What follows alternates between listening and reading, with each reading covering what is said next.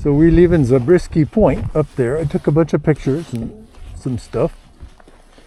And gonna go up Dante's Peak next.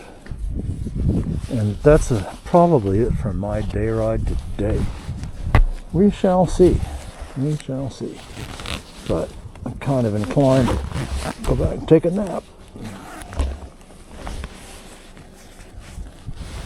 I feel like I want to zip these down. God, the zippers are really tight, man. Yeah, I need to start bringing along a pair of pliers to work the zippers on my climb jacket. Oh, yeah, okay. And now probably the Bluetooth won't work either. That is most common.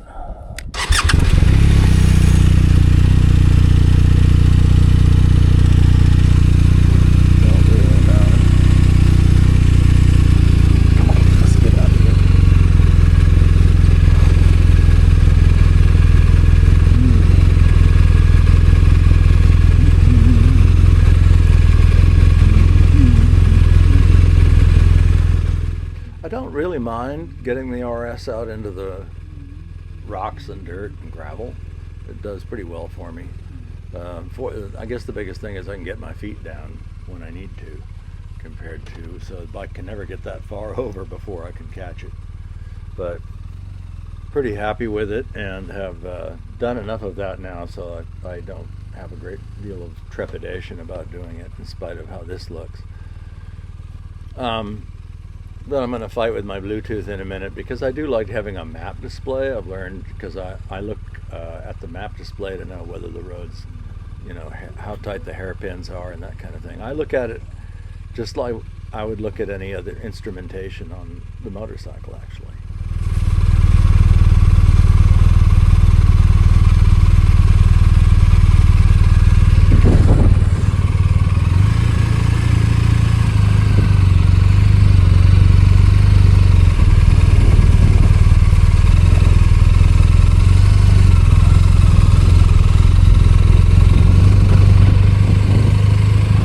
Good to have the air moving, man. It's warm.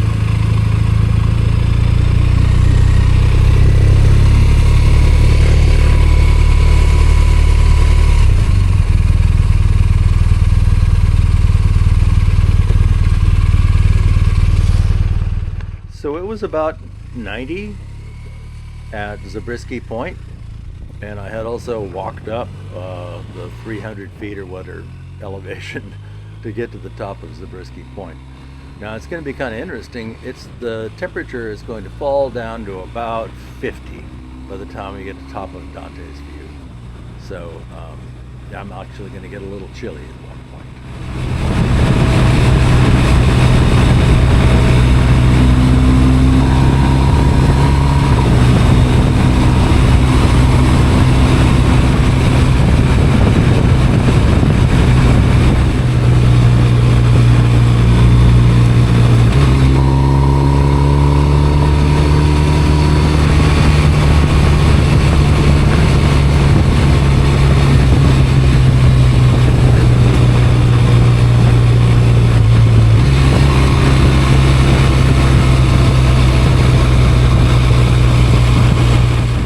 So in just a moment, I will casually observe the sign pointing to Dante's View and take the right-hand turn with elegance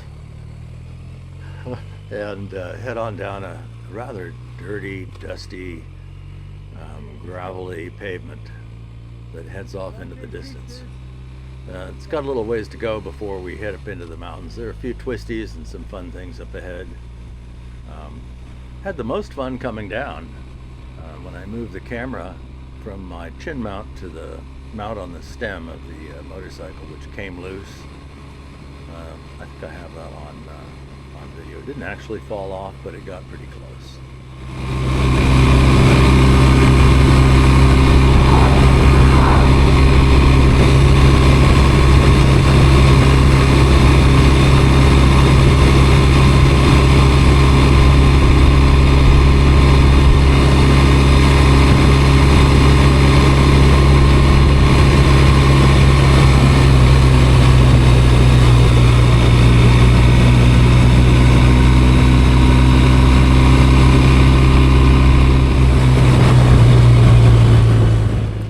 about 20 minutes of straight driving here. I'm going to take that out, and you can't really see it too well, but there is a nice line of gravel and rock down the center of each lane. So you go down to the left or the right, wherever the previous cars and vehicles have been clearing off the gravel for you.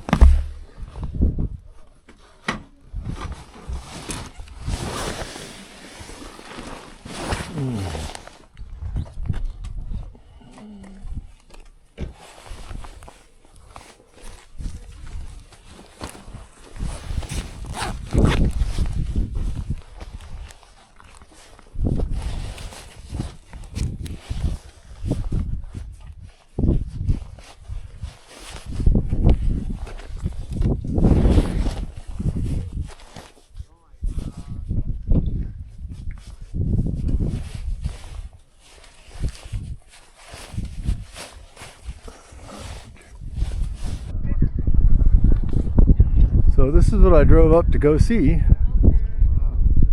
and down there is the lowest point in outside of the Dead Sea,